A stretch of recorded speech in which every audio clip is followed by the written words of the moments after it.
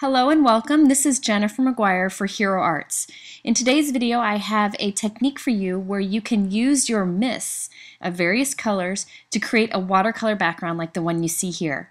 I'm using a new holiday stamp from Hero Arts for 2014, but you could use this technique for any holiday or any type of card.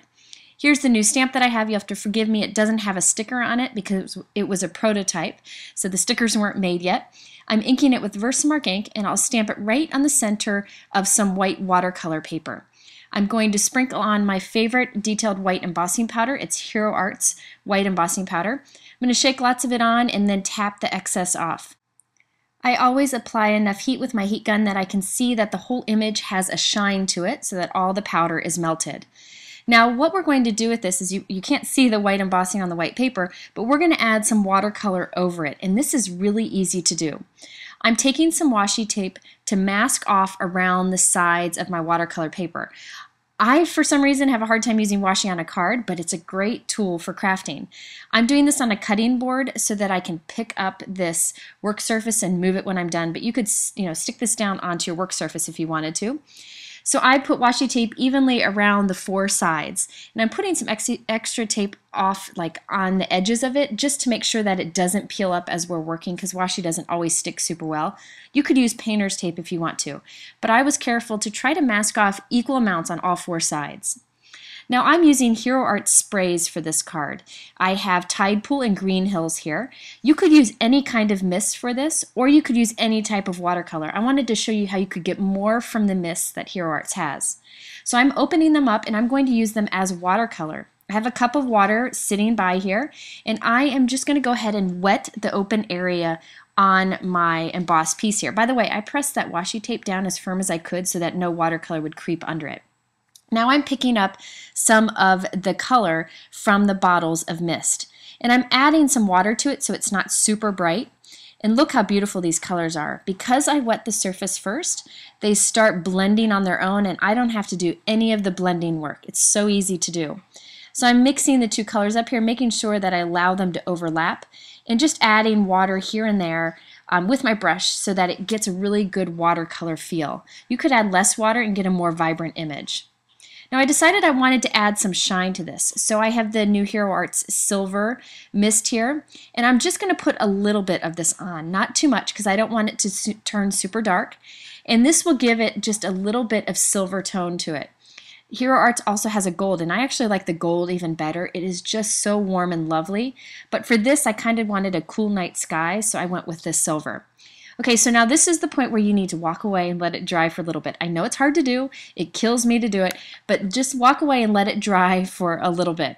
I came back a few minutes later and wiped away any of the ink that was kind of sitting on the washi tape. I didn't want to worry about this creeping under the washi tape, so I thought it'd be best to kind of absorb it up. And then I'm going to walk away again. The reason I didn't heat set this to hurry the drying along is I didn't want to mess up that white embossed image. Okay, so I came back about 20 minutes later and check out that great watercolor background I got. Now, the nice thing about having that washi tape on the edge is look at the nice defined edge we have to our watercolor area. Now, some of the color may creep under the washi tape. You can see up here I have some where it's not perfect. I don't worry too much about that. I just take a white gel pen and just scribble over it and nobody will ever know. And you've got this nice watercolor background with a nice defined edge. Now you'll notice that some of the watercolor kind of dried on top of the white embossing. You can buff that away with just a dry cloth or a cloth with a little bit of moisture, but I like to leave it and not do too much with it because it gives it kind of an artsy look. So I think it's best to leave a little bit of that color on the white embossing. I decided to trim a little bit off of each side of this so that I could put it on a note card, and the note card will peek around the edge of it. And I'll put this onto a gray Hero Arts note card. Now this technique could be used for any holiday or for any type of stamp, and think about it, it's one that you could mass produce very easily. You do all the embossing, then you go through and do all the watercolor, let it all dry, and do steps while pieces are drying. So you could make several of these cards very easily, and the results are great, and you just let the water do the blending for you.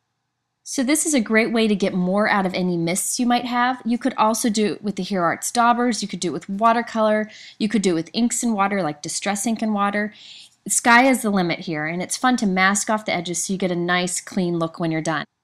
In this close-up picture, you can see some of the shimmer that you get from that silver. It really makes a big difference in making this card kind of catch the eye.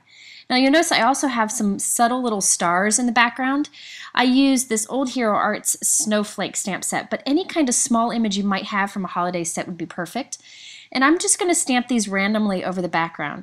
I started with soft pools so that I could have some really light stars, then tide pools so they were a little bit darker, and then finally I used silver for some of the stars. This silver ink from Hero Arts is my favorite. It's a nice metallic silver. It looks great on dark cardstocks. Now these stars are very subtle, but in person it just adds a little bit of texture, look of texture to that background that's pretty simple. So you can see the stars there a little bit. Now I wanted some that kind of went up against the edge, so I'm just laying the release paper from my foam tape against the edge to mask it off. And there we have our background. Lots of watercolor, lots of shimmer, and some subtle stars on it. Very easy technique that you could do any time of the year.